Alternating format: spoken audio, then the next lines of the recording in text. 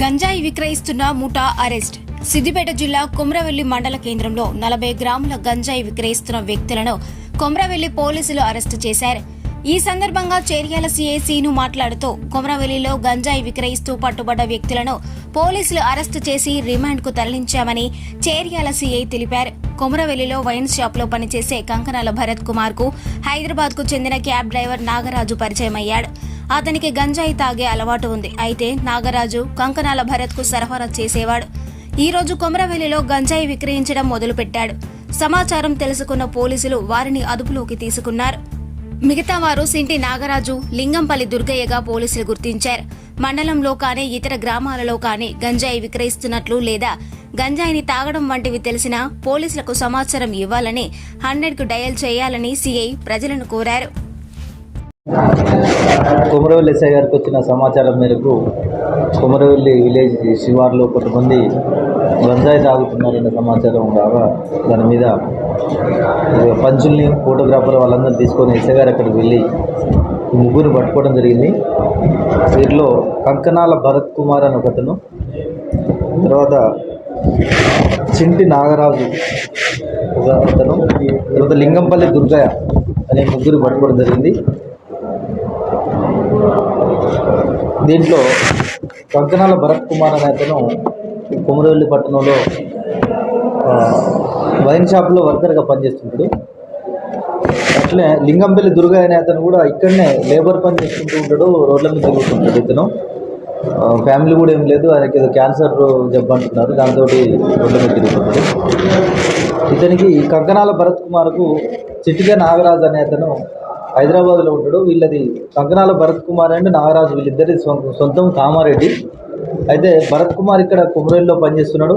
నాగరాజు అనే అతను హైదరాబాద్లో ప్రైవేట్ డ్రైవర్గా, టెంపరీ డ్రైవర్గా అటు ఇటు ఓలా క్యాబులలో అది బయట చేస్తూ ఉంటాడు. ఈ క్రమంలో నాగరాజుకు అక్కడ ఈ గాంజా తాగే అలవాటు అయింది.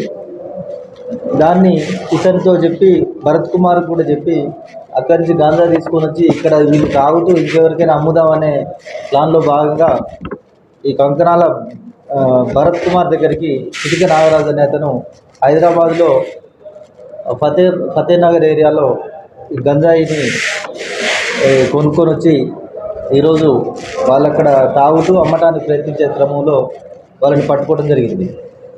వారి దగ్గర నుంచి, ఈ నాగరాజు దగ్గర నుంచి ఈ 40 గ్రాముల ఎండు గంజాయి స్వాధీనం చేసుకునేది.